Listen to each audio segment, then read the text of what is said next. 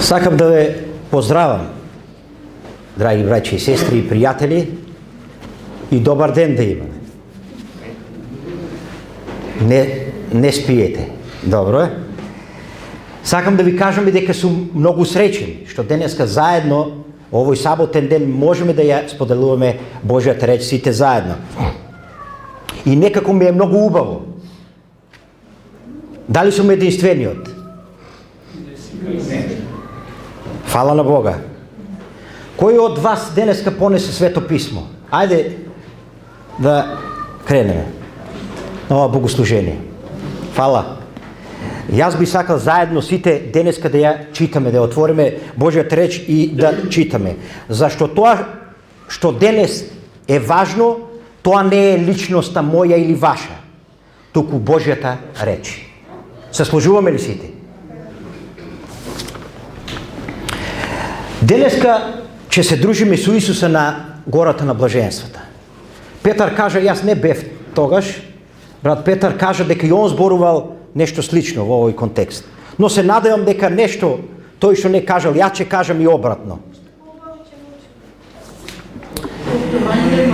Иначе, кога ќе ја земете беседата на гората, таа е содржана во 3 поглавија и е најпознатата Исусова проповед. И јас мислам дека сега ако би излегле надвор, нека да ги прашаме луѓето дали слушнале за молитвата Оче наш и дали слушнале за она прави го она на кое што сакаш и тебе да ти го прават. Јас мислам дека многумина од луѓето би кажале дека слушнале. Затоа што ова е најпознатата Исусова проповед. Иначе беседата на гората е наречена уште и Библија во мало. А ќе видиме покасно зошто е и тоа така. И ова, како што рековме, е најдолгата Исусова проповед после сите други проповеди кои што ги имал. Исус, ова е најдолгата. Така да ако денес сум долг, нема да ми замерите. Затоа што ќе се занимаваме со најдолгата проповед. Ако речем дека се шалам, ќе ви излажам.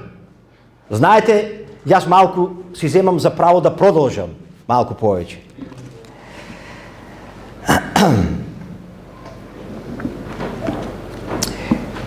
Еве една мисла од еден француски писател, кој кажува: кој никогаш не ја читал беседата на гората, не е во состојба да разбере што на вистина значи вистинското христијанство во вистинска смисла. Значи, јас ве предизвикувам, драги браќи и сестри. Не знам кога последен пат сте ја читале беседата на гората, но таа треба постојано да се чита. Таа е сршта, таа е суштината на христијанството. Ние ќе читаме од Евангелието по Матеј. Ајде сега малку исто и ова ќе биде еден увод пред да поминеме на блаженствата. Зошто Матеј? Матеј, а со тоа и теолозите се сложуваат, дека тој им пишувал на кој? На евреите. На евреите. И тоа јасно се гледа доколку ги читаме текстовите. Дека тој им пишува на евреите. Сега, она што е интересно, кога ќе го земите Евангелието по Матеј, тој веднаш на почетокот ја става беседата на гората. Иако таа хронолошки, таа не е одма на почетокот. Тој има една идеја која што е многу важна за беседата на гората. За Матеј е многу важно, драги браќи и сестри, да го представи Христа од Стариот Завет. Дека тој Месија се споменува каде? И во Стариот Завет. Вие знаете дека Јосиф е продаден каде? Во Египет. После тоа Јаков со целото семејство оди таму. И тие постануваат, одиме со приказот, да видиме со еден приказ. Да видиме по-пластично како би изгледало тоа. Значи, тој го представува Христа, сака да го представи Христа од Стариот Завет. Дека тој е Месија и од Стариот Завет. Да погледнеме овој приказ. Вие знаете дека Јосиф е продаден, уште еднаш ќе повториме, во Египет. После тоа Јаков оди заедно со семејството во Египет. Потоа доаѓа кој? И стануваат робови таму. Потоа доаѓа кој? Мојсей. Тоа е сега втората точка. И Мојсей ги изведува од Египет. И потоа тој ги води каде? Преку Црвеното море. И во пустината, потоа преку Црвеното море доаѓаат во пустината. И таму, на гората Синај, го добиваат законот, кој што е многу важен за евреите, тие 10 заповеди кои што ги дал на камени плочи. Значи, тоа се настаните во Стариот Завет. Кога Матеј го пише своето Евангелие, а им го пишува на евреите, тој сака да го представи Христовиот живот во сите овие настани. Еве го сега Матеевото Евангелие на другиот приказ, да видиме. Матеј кажува дека Исус бил каде? Во Египет. Знаете дека Исус побегнал од Ирод за да не го убие во Египет. После кажува дека се враќа од Египет. Тоа ви е паралелата со кој? Со Мојсей. Потоа Матеј пишува дека Исус се крстил.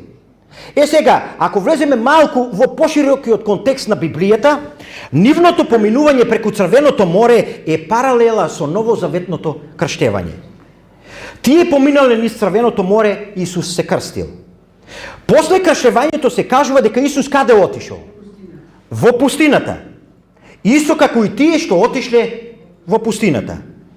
И сега Матеј ја става беседата на гората. Со други зборови, он сака да каже дека беседата на гората е повторниот Синај.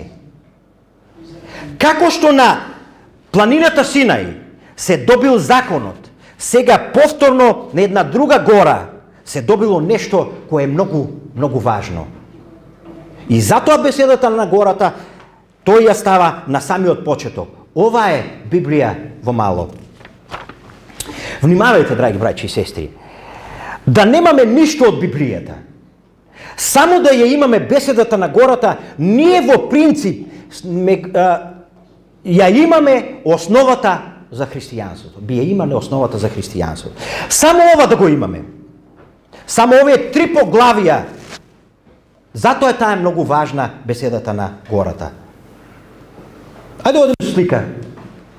Наредна слика. Кој е овој на сликата? Толстој. Знаете ли дека Толстој, кога ја читал беседата на гората, тој бил толку воодушевен од неа, што одлучил да го живее секој збор запишан во неа. Кога читате за Толстој, тој толку се трудел да го живее секој збор, но некако не му одело најсјајно во сето тоа. Но кога ги читате неговите книги, раскази или негови приповедки или како се нарекуваат, кога ги читаме, ќе видиме дека тој за Евангелијата и беседата на гората зборува убаво. И тој со убави зборови кажува за беседата на гората. Тоа бил Толстој. А потоа наредна слика. Потоа Ганди. Читајќи го Толстој, повторно читајќи и беседата на гората, Ганди бил толку воодушевен од Исусовите зборови, што благодарејќи на беседата на гората одлучил да направи мирни протести против англискиот империализам со мир. Да ми се спротистави. Дури Ганди кажува историјата дека и се допишувал со Толстој. Многу интересно. А потоа читајќи го Ганди и читајќи беседата на гората, се појавува еден друг лик. Многу покасно ќе зборуваме повеќе за него. Мартин Лутер Кинг. Исто и тој одлучил да и се спротистави на онаа расна дискриминација во Америка, повторно со мирни протести. Затоа што ја читал беседата на гората. Само Бог знае, драги браќи и сестри, колку големи умови биле воодушевени од беседата на гората и од незините зборови. И тие зборови направиле големи промени во нивните животи. Затоа јас повторно ќе кажам, да не помине, драги браќи и сестри, многу време, а да не ја прочитаме беседата на гората. Односно, од Матеевото Евангелие, 5 до 7 глава. Читајте ја, затоа што има, таа содржи голема сила во себе. И еве денес ќе се занимаваме со тој почеток, со тие блаженства. И денешната тема гласи: со Исус на гората на блаженствата.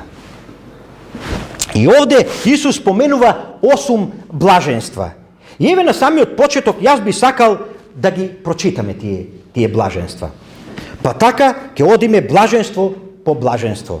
После тоа Исус кажува: блажени се бедните по дух, зашто е нивно царството небесно. Блажени се оние кои тагуваат, зашто тие ќе бидат утешени. Блажени се кротките, зашто тие ќе наследат земјата. Блажени се кои гладуваат и жеднуваат за правда, зашто тие ќе се наситат. Блажени се милостивите, зашто тие ќе бидат помилувани. Блажени се чистите по срце, зашто тие ќе го видат Бога. Блажени се миротворците, зашто тие ќе бидат наречени синови Божии. Блажени се оние кои се гонати заради правда, зашто е нивно царството небесно. Блажени сте кога ќе ве навредуваат и гонат и говорат лажно против вас, секакви лоши зборови заради мене. Радувајте се и веселете се, зашто голема е вашата награда на небесата, зашто така ги гонеа пророците кои беа пред вас. Веројатно и вие сте се занимавале со овие текстови и сте ги читале повеќе пати. Знаете, кога ги читаме блаженствата, драги браќи и сестри, ние ги посматраме со очите на 21 век. И така гледаме на нив. И така ги свајчаме. Веќе нешто знаеме за Евангелијата, нешто знаеме и разбираме нешто од блаженствата. Но морам да ви кажам и да ве подсетам, дека Исус ова им го изрекол на кој? На евреите. Им го изрекол на евреите пред 2000 години. Знаете ли колку ова што го изрекол било радикално за нив? Нивното царство се превртило, да така кажам, наглавачки, на глава. Сето она што тие го сметале дека е царство Божие, сето тоа било спротивно на тоа. Ајде да ве подсетам малку. Знаете ли што мислеле евреите во она време и во што верувале? Ако некој е богат, па и е здрав, дека тој е благословен од Бога. Значи, да бидеш здрав и богат, ти си благословен веќе од Бога. Ајде да се присетим на некои настани. Оној слепиот покрај патот. И тогаш учениците му велат на Исус: па кој изгрешил што тој се родил болен?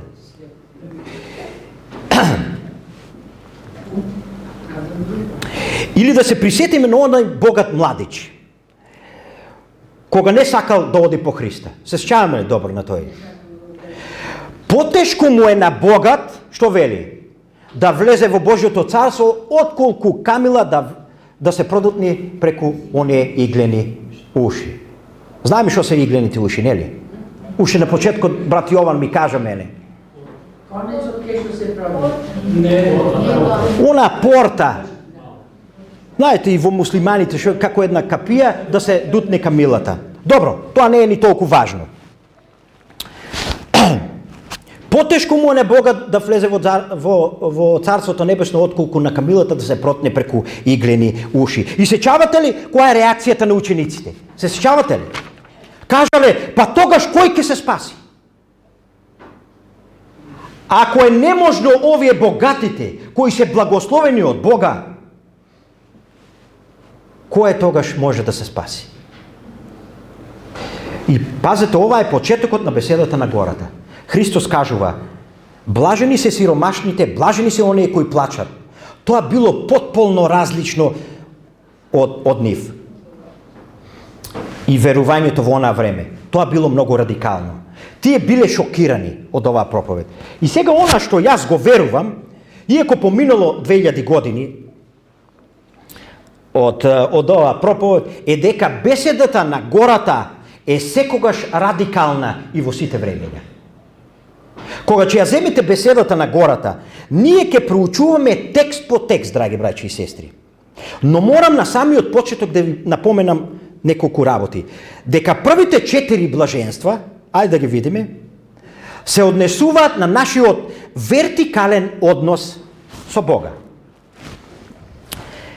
Христијанинот и Бога. Исто како и заповедите. Првите 4 го регулираат нашиот однос со Бога, а другите 6 во меѓучовечките односи. Во блаженствата повторно го имаме тоа.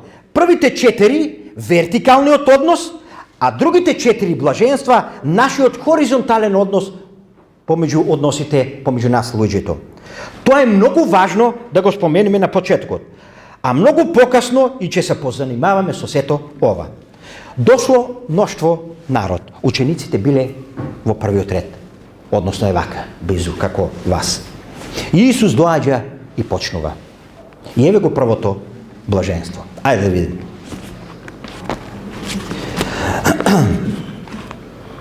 Блажени се бедните во дух, зашто е нивно Царството небесно.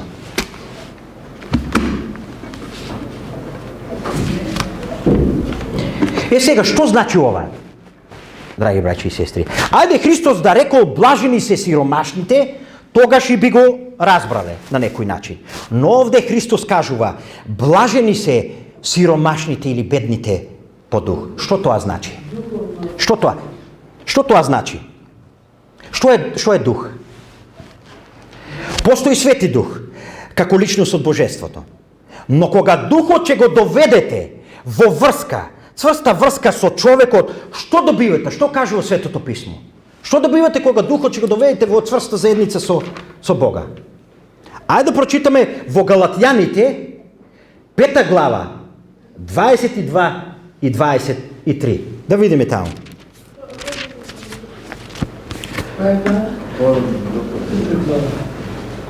Кога, значи, Светиот Дух ќе дојде во цврста заедница со верникот, тогаш што станува? А плодот на Духот, кој е резултатот? Е љубовта, радоста, мирот, трпението, љубезноста, добрината, верноста, кротоста, самоконтролата. Нема закон против вакви нешта. Не вели сега тука, а плодовите на Духот се. Туку плодот на Духот е. Кога дава Светиот Дух и кога сме заедно со Него, тогаш тој дава се наеднаш. Заре може некој да биде нетрпелив, а да има мир? Може ли некој да биде кроток, а да не биде добар?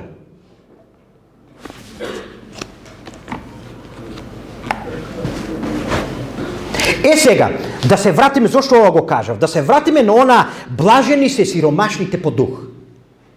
Со други зборови, Христос сака да каже благо на оние кои препознале дека ова го немаат кај себе. Благо на оние кои се сиромашни. Блажени се оние кои го препознале, да така речам, своето духовно банкротство. За нив кажува Царството небесно. Колку ова било радикално за евреите во онаа време. Знаете ли што учеле фарисеите во тоа време? Ако си сторил некој греф, мораш веднаш да направиш толку добра. Исто. Веднаш мораш духовно да се збогатиш, иначе нема спас. Но Христос кажува не. Ке дојдеш во Царството небесно ако препознаеш дека духовно си банкротирал. Ајде едно прашање.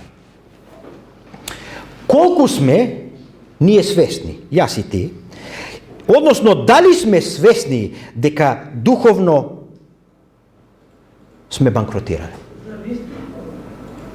Колку сме свесни за нашето духовно сиромаштво, драги брати и сестри? Кога ги гледате овие родови кои што ги прочитавме, има ли некој проблем тука? Имате ли некој проблем? Кажете ми, драги браќи и сестри. Јас мислам дека по големиот број ќе можеме да се видиме себе си во нив. Јас во својот живот сум сретнал двајца луѓе кои ми кажале јас не сум грешен. Што толку зборувате за гревот, јас не сум грешен. А една друга особа кажа 2 години немам направено грев. Но воглавном ние знаеме дека тука нешто не чини. И кога ќе ги земеме библиските принципи и кога ќе споредиме самите себе си, ќе видиме дека ние не сме богати.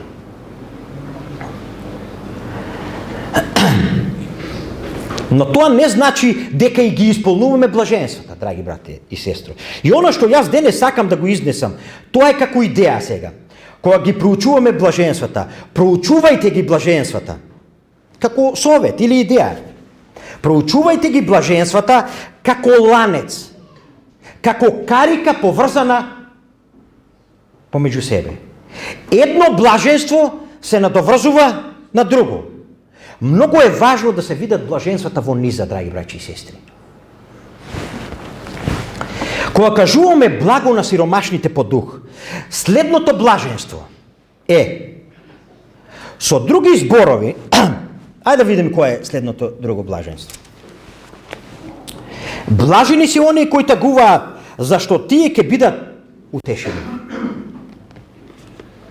Со други зборови Исус сака да каже, блажени се оние кои почувствувале дека се сиромашни по дух, дека банкротирале, а потоа горко заплакале поради тоа.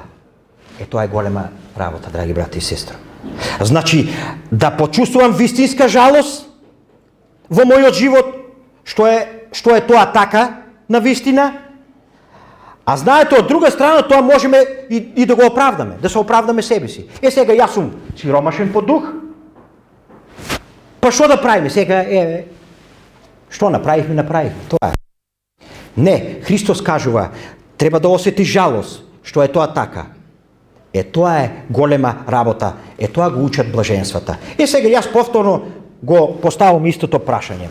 Кога последен пат сте осетиле жалост за тоа што ги немаме оние родови? Претходно што ги прочитавме од Галатите. Прашање за секој. И потоа следното блаженство. Одиме на третото блаженство. Блажени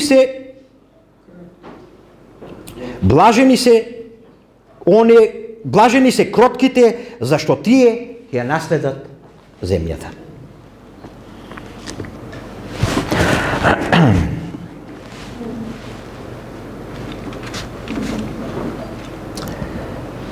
Сега, сакам да ја прашам, што значи да се биде кроток? За Мојсей кажува Библијата, Светото писмо, дека бил најкроток од сите живи. Но да бидеш кроток, што значи самиот збор? И од каде доаѓа тој збор кај нас, што го употребуваме? Вака, ние овој збор сме го земале од скротувањето на животните. Скротителот на лавот, да речеме. Ајде да погледнеме следната слика. Скротителот на лавот. Што тоа значи дека сме го скротиле лавот? Пазете, лавот има и понатаму сила. Има и понатаму сила. Он ги има и понатаму оние заби очњаци со кои што загризува и ги крши коските. Не ги изгубил, затоа што сме го скротиле. Не. Ако сме го скротиле, целата негова сила и целата негова снага, се уште постои таа сила кај него. Знаете, јас овде ставив една слика од циркус со лавови и тигрови. И јас постојано се воодушевував на тоа. Го гледам оној скротителот, оној дресерот, заедно со лавовите во кафезот и сите тие го слушаа. А може што? За момент да го средат. За момент да го средат. Он ги скротил. Тој нема да ја користи својата снага и сила, лавот и тигарот, затоа што скротителот успел да ги скроти.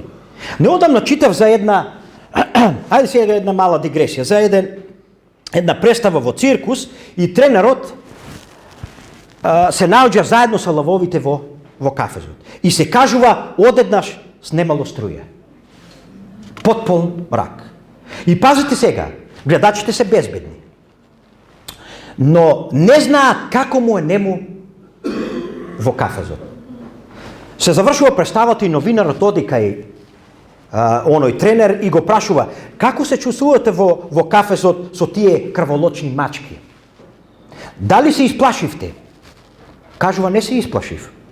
Јас знаев дека мачките мене ме гледаат, затоа што тие многу добро гледаат ноќе. Но јас воопшто не ги гледав. И кажува, јас само продолжив да тропкам со оној стап по полека. И јас сега се воодушевам. Што е она? Тоа во оние мачки што сета своја сила и сета своја снага ја ставиле под контрола на овој скротителот или дресерот. Е сега, кога кажуваме блажени се или блажени, благо на кротките, тие ќе наследат земјата, тогаш што тоа значи? Дека тие себе си се ставиле под управа чија? На Бога. Својата сила, својата снага, својата умешност, својата волја ја ставиле под контрола, под управа на Творецот нивни, односно на нашиот Творец. Значи, се враќаме сега пак на тоа. Дека сиромаштво на духот е што? Дека ги немаме тие родови. И тогаш ни е жал затоа што е тоа така во мојот живот и тогаш се ставаме под Божја управа, го ставаме својот живот. И што доаѓа потоа? Ево го следното блаженство. Што доаѓа потоа? Блажени се кои гладуваат и жеднуваат за правда, зашто тие ќе се наситат. Зашто тие ќе се наситат. Блажени се гладните и жедните за правда, зашто ќе се наситат. Со други зборови, тогаш доаѓа, драги браќи и сестри, ај малку да го фаним малото.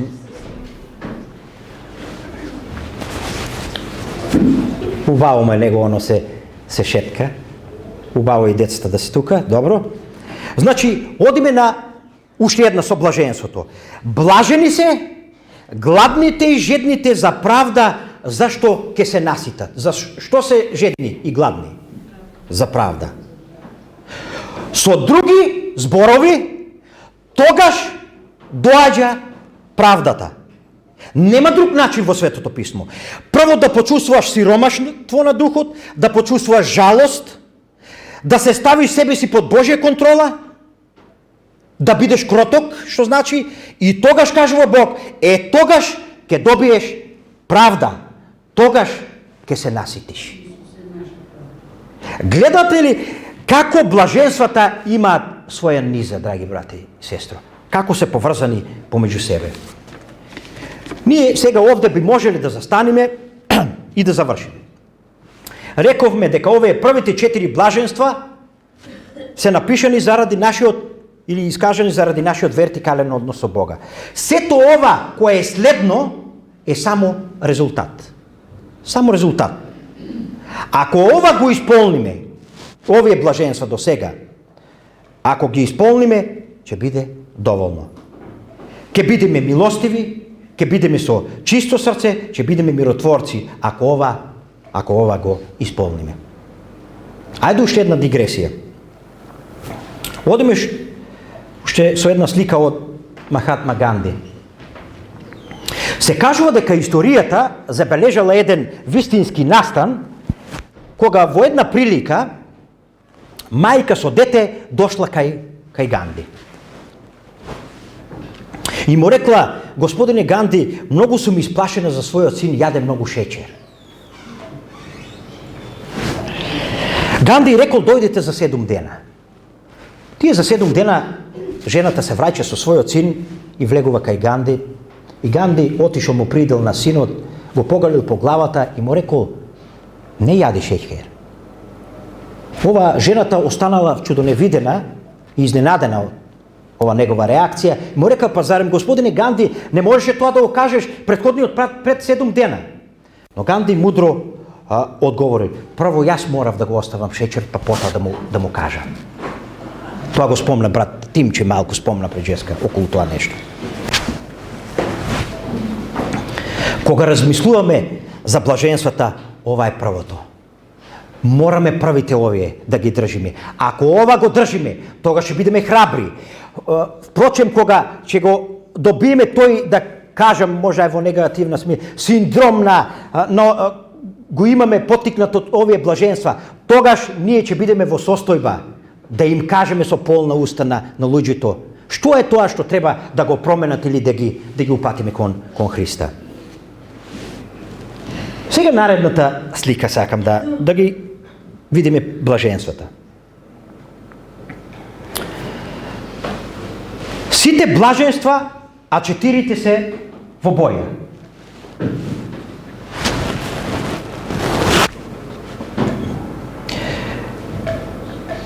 Значи, сите 4, ако ги исполниме, тогаш овие се како резултат. Но ајде да продолжим понатаму. Еве го следното 5-то блаженство. Ајде да го најдеме 5-то блаженство. Блажени се милостивите, зашто тие ќе бидат помилувани. Блажени се милостивите, зашто тие ќе бидат помилувани. Јас многу го сакам овој текст. Кога размислуваме за Евангелијата, драги браќи и сестри, и за милоста, и за помилувањето, кој текст ви иди на ум? Кој настан или приказна ви паѓа на ум? Благо на милостивите, зашто ќе бидат помилувани. Има еден Христов текст, кој многу потсетува на ова. Христос кажува пред неговото доаѓање дека ќе постојат две групи. Овци од десната страна и јарци. Потоа Исус кажува дека ќе им рече на овците од десната страна: гол бев и ме облековте, гладен бев и ме нахраните, жеден бев, ме напоивте и така натаму. А тие кажуваат кога тоа го направив. А Христос ги кажува оние познати зборови: кога му направивте на еден од овие моите најмали, мене ми направивте. Знаете ли што тоа значи? Дека таа група што правеле милостиви дела не биле директни ученици Христови. Тие кажуваат кога тоа било, не знаеме. А биле помилувани. Пазете сега, биле помилувани затоа што правеле милостиви дела. Кажу оние најмалите, загрозените на земјата, заради тоа биле помилувани. Знаете, Библијата и Божјата милост, драги браќи и сестри, е многу поширока отколку ние што знаеме и можем да го сватиме. Многу луѓе кои немале прилика да бидат денес еве како тука и да слушаат предавања и да слушаат за Библијата, и не го запознале Христа во таа светлост, но правеле милостиви дела, тие, кажува Исус, ќе бидат помилувани. Сега пазете. И тие ги исполниле оние првите 4 блаженства. Но јас не знам како. И тие почувствувале дека нешто не е добро во нив, и на нив им било жал, и тие себе си се ставиле под Божја контрола и управа. Како сето тоа течело во нивниот живот, мене не ме е познато и не знам. Но милоста дошла како резултат и тие ќе бидат помилувани. Така да немојте поука за нас. Немојте да престанете да правите милостиви дела, драги браќи и сестри. Тоа е животот. Тоа е животот, да правите милостиви дела. Голема работа.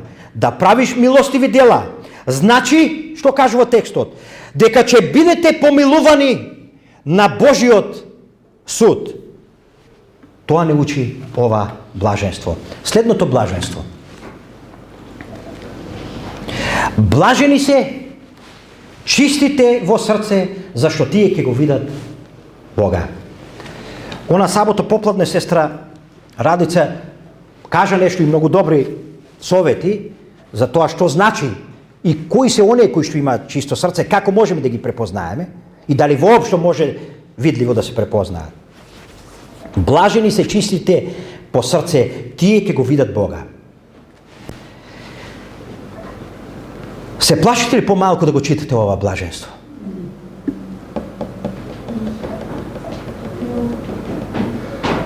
Блажени се оние со чисто срце. Тие ќе го видат Бога.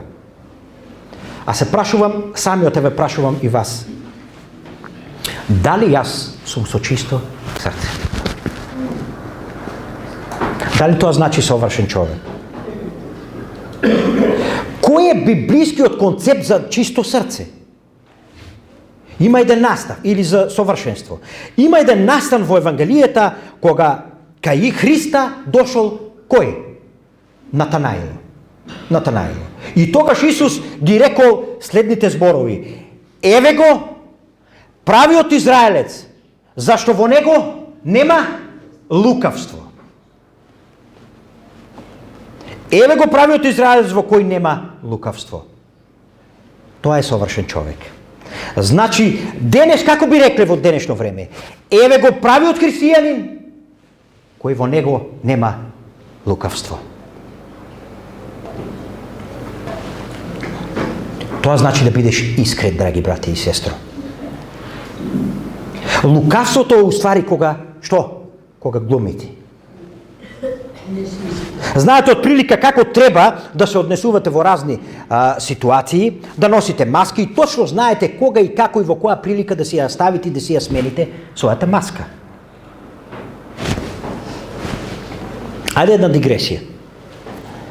Ова е забележено како вистински настан. Еден човек и жена биле во бар на море. И отишле, знаете, да купат крофни, оние зашечерени крофни со ситен шеќер. И нарачале од крофните, ја зеле кесата со крофни и заминале. И кога ја отвориле кесата да ги извадат крофните, се кажува на нивно големо изненадување, во кесата наместо крофни бил дневниот пазар на продавачот. Полна кеса со пари, а тие христијани. И одлучиле да се вратат. Се вратиле назад и му ја вратиле таа кеса со пари на продавачот. Се кажува дека тој толку бил воодушевен, затоа што тоа не се гледа секој ден.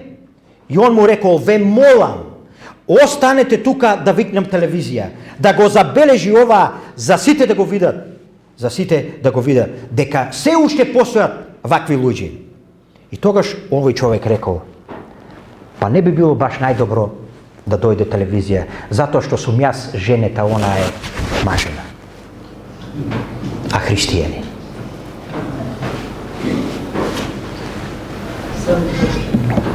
Сега, разбирате ли што значи лукавство, драги брати и сестро? Што значи да си со чисто срце? Тоа не е совршен човек. Бог е совршен само, а ние се ставаме под управа на Бога и стануваме совршени. Тоа е христијански живот. Се доаѓа од Бога. Но да не бидеш лукав. Да бидеш добар во една работа, а во другата не. Во ова да грешиш, а во ова да не грешиш. Значи, биди единствено искрен. Без никакво лукавство. Тоа значи со чисто срце. Да немаш маски. Знаете, ние често имаме, повториме, една маска за во црква, една маска за во семејството, една маска за комшиите, една маска, уште што не кажав, за работата, за на работа. И точно знаеме како да ги менуваме. Толку сме се усовршиле во тоа менување на маските. Тоа е лукавство. Но биди искрен, без лукавство, биди со чисто срце, тоа е христијанско совршенство. И ево следното блаженство. Блажени се, вака, многу подобар ми е преводот во српски. Од една причина, ќе видиме за која. Блажени се миротворците, зашто тие ќе бидат наречени синови Божии, пишува. А тука пишува, благо на оние кои мир градат, јер ќе се синови Божии назвати. Зошто ова го споредувам и дека е подобар во овој контекст ја кој што зборувам денеса. Блажени се оние кои што мир градат. ќе се наречат синови Божи.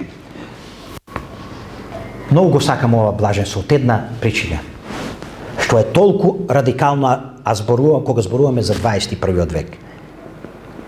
Кој денес го практикува ова?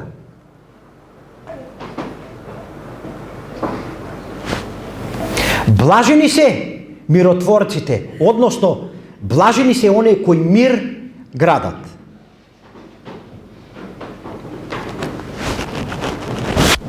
Толку превари, драги брат и сестро.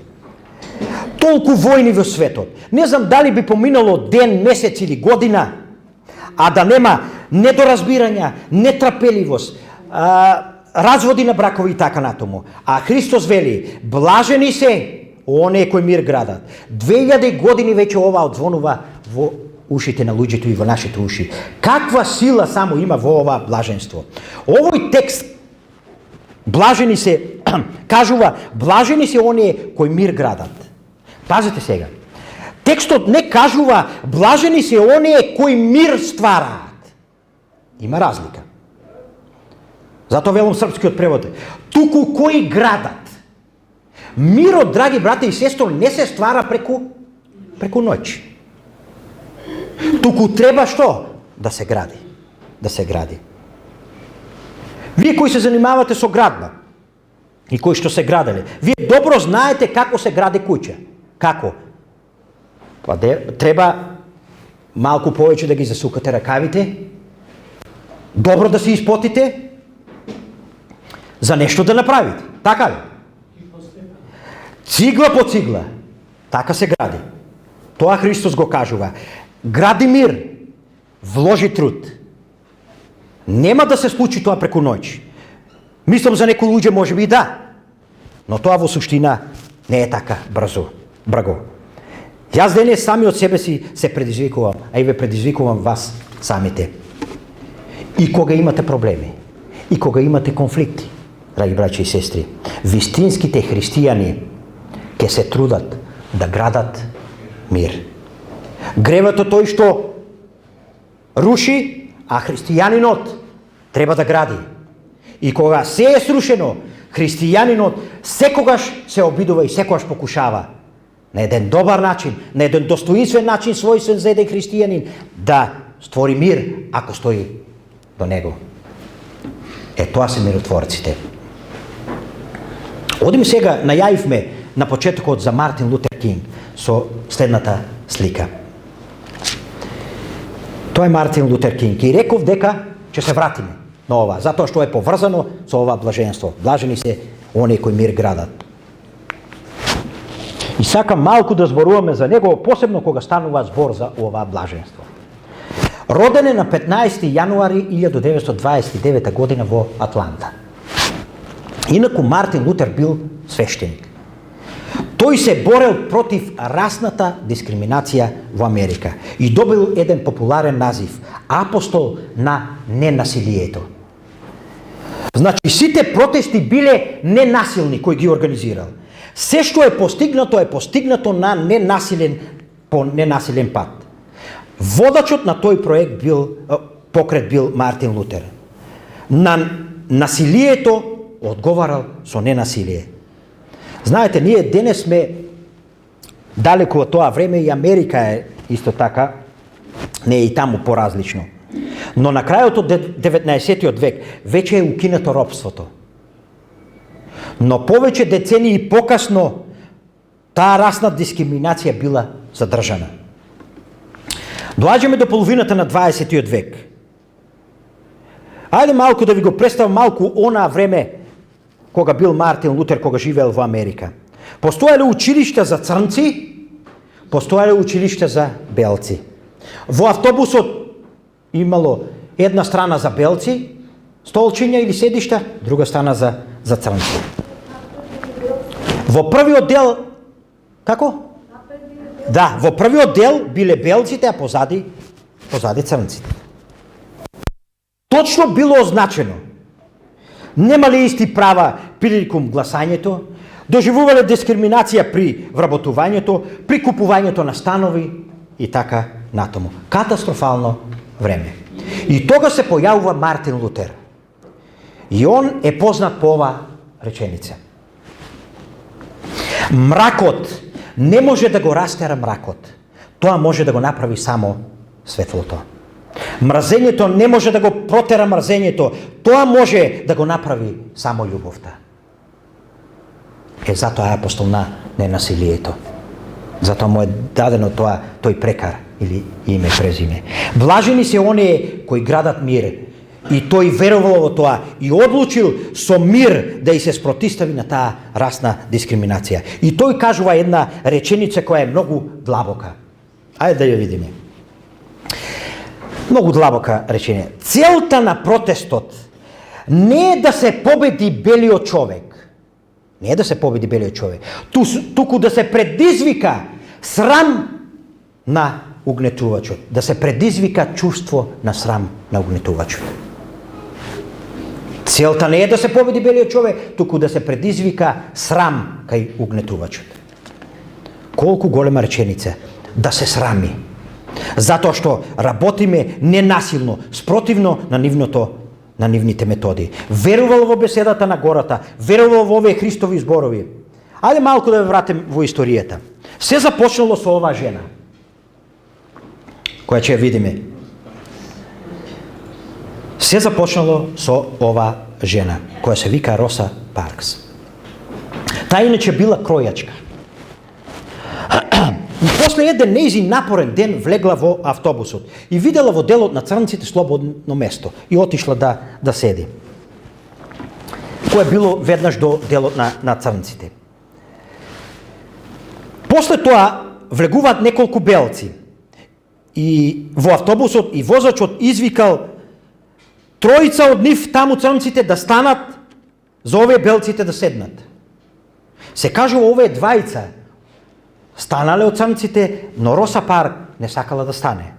Останала на своето седиште. Била уморна, цела ден работела како кројачка и одлучила да остане да седи и поради тоа била уапсена. И тогаш почнало се. Тогаш црното население се здружило и одлучиле да го бойкотираат автобусите.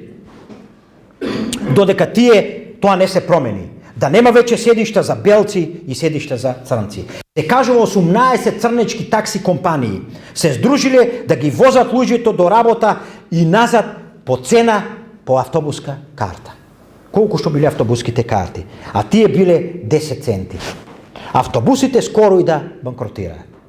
И се кажува дека полицијскиот комесар Монгомери донел проглас картата на таксито мора да чини 45 центи.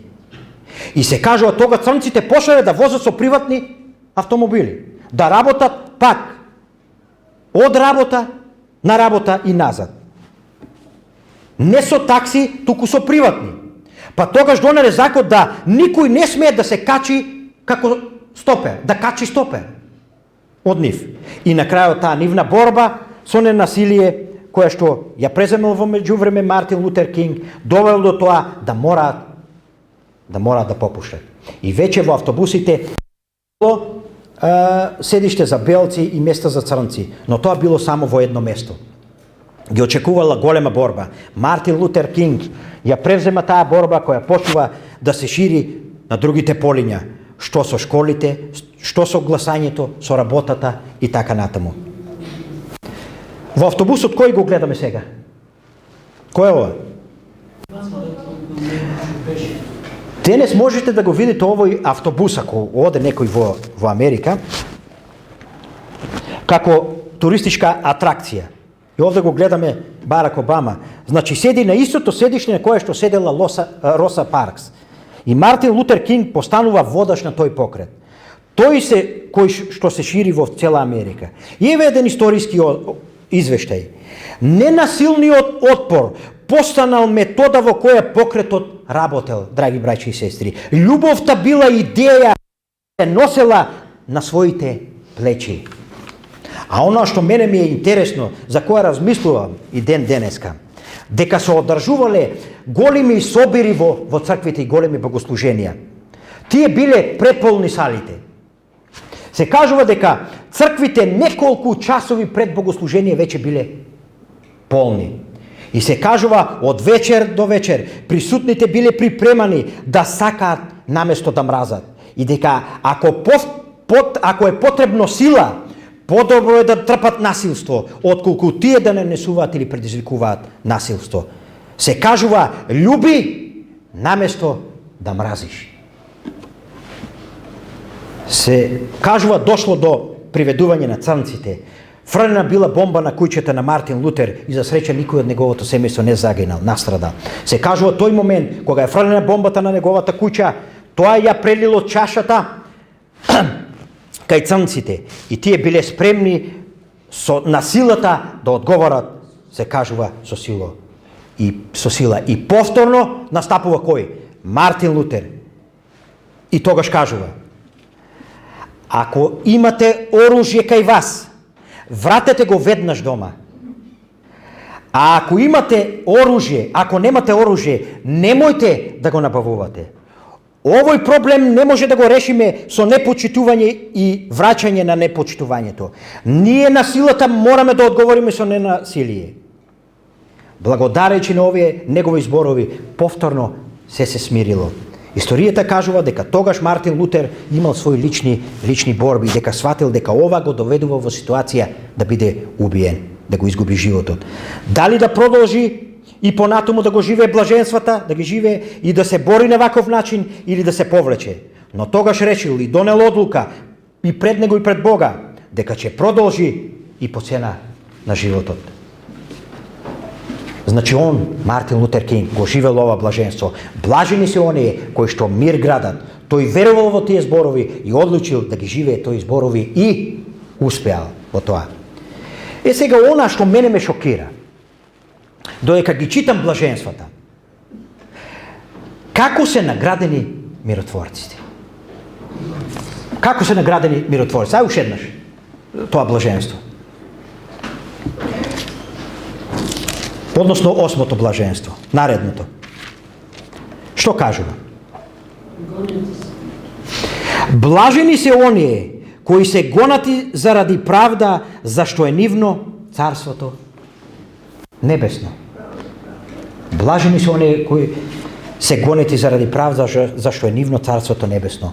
Блажени сте кога ќе ве навредуваат и гонат и говорат лажно против вас секакви лоши зборови заради мене. Радувајте се и веселете се, зашто голема е вашата награда на небесата, зашто така ги гонеа пророците кои беа пред вас. Како се наградени миротворците? Како се наградени милостивите луѓе? Како се наградени оние кои што со чисто срце? Како? Ова е шок. Тие се наградени со противење, наградени се со прогонство. И сега јас се прашувам, што е тоа што во светот таквите луѓе не се прифатени? Каков проблем има тие? Тие сакаат мир и се милостиви, но на некој тоа очигледно му смета. Кога човекот ги живее блаженствата, секогаш имате една група која ќе биде воодушевена и тоа ќе биде за пример за нив и тие ќе тргнат по тој пат, но морам да подсетам дека постои една друга група која не го сака тоа. И таа друга група мора да се спротистави за да би го оправдала својот став во однос на одредено прашање или во однос на ова. Затоа, нажалост, миротворците и милостивите луѓе трпат. Јас се сеќавам за мене, не сум од секојаш, не сум бил роден како христијанин, не сум од секојаш христијанин, од секојаш сум ја проучил во Библијата. Не знам од кој, кога се заинтересирав за писмото и кога читав, кога го предадов животот на Бога, не знам од кои причини и почнав да ги живеам нормално блаженствата. Не знам од кои причини сите не беа воодушевени, односно скоро и да немаше никој. Колку и да се трудев тоа да го разберам, не го разбрав. Тогаш, во тоа време. Но едноставно многумина се обидува да ме одвртат. Имав, знаете, и јас Она како го викам, мали прогонства. Не се ни налик на овие Мартин Лутер Кинг, кои што ги имал. Но она што ми е мило, драги браќи и сестри, беа против на почетокот, но многумина сватија дека тоа е добро. А јас што? Издржав. Само треба да се издржи. А потоа многумина ќе речат, тоа е вистинскиот пат. И знаете, кога размислувате за ова блаженство, уште една сликата од ова блаженство, единствено, последното блаженство, единствено ова блаженство е изречено како? 2 пати. Читаме ли?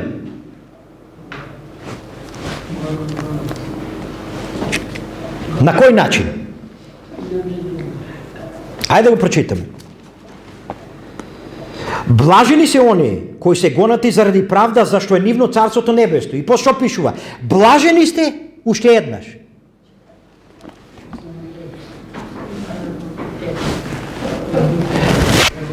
Само ова е 2 пати. Знаете ли зошто? Па овде Христос ни изрекува двоен благослов. Кажува, блажен си затоа што трпиш, затоа што си мој ученик. И овде се користи грчкиот збор. Кој грчки збор? Тоа е зборот Макариос. Што значи? Блажен уствари е Макариус, а тоа значи биди среќен. Но не само среќен, онака чувствата да ја вода таа среќа во себе. Среќен во вистинска смисла. Среќен ослободен од надворешните околности. Среќен, како да кажам, среќа која што не може да се услови со ништо друго. Туку ти едноставно си среќен. Тоа е состојба. Не да правиме дела и да одиме за да станеме среќни, туку да одиме затоа што сме среќни. А таа среќа ја добиваме од Бога. Тоа е вистинската среќа и зборот Макариос тоа значи. И Христос кажува, кога тоа го доживуваш, биди среќен, радувај се поради тоа, немој да тагуваш. И тогаш истото тоа, и тоа исто го доживуваа, што кажува на крајот? Го доживуваа и пророците заради мене, каде? Во Стариот Завет. Во Стариот Завет. Но да бидеш мироградител, дури и тогаш кога нема мир, дури и тогаш кога си нападнат, дури и тогаш кога имаш проблеми и конфронтации со луѓето, затоа што Исус ќе ти даде дупли благослов. И доаѓаме повторно да ги погледнеме сите блаженства. Што гледаме тука? Можеме ли да ги видиме, Ваня? Така. Што е бележено тука?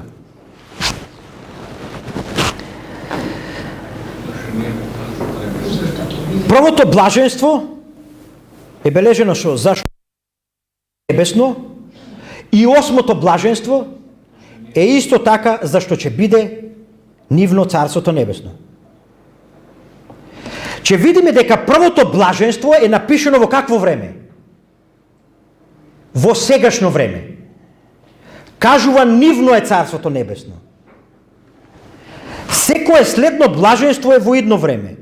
Зашто ќе се утешат, зашто ќе се наследат земјата и така натаму. И тогаш последното блаженство е повторно во сегашно време. Знаете ли што значи тоа? Каде и да се наоѓете во блаженствата, вие веќе сте во царството небесно. Тоа е оквирот на сегашното време.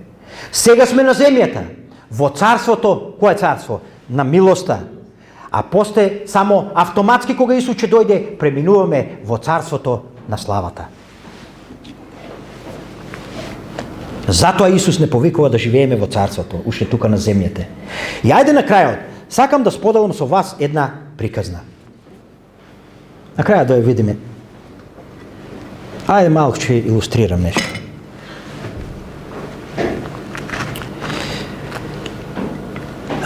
Се кажува дека еден проповедник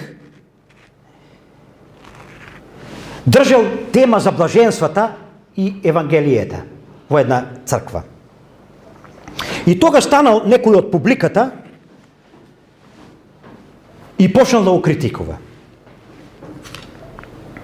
А бил атеист.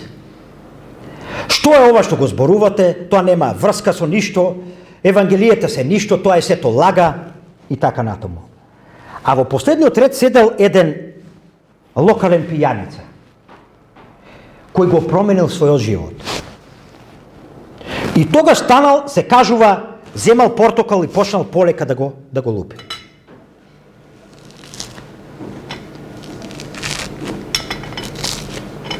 Го лупел по полека и земал едно парче.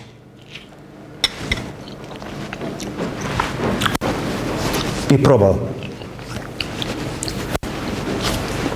И потоа го прашал атеистот: што мислиш, дали портокалот е блак или кисел? А он му рекол: па ти да не си лут, од каде знам, ти пробуваш, ти јадиш.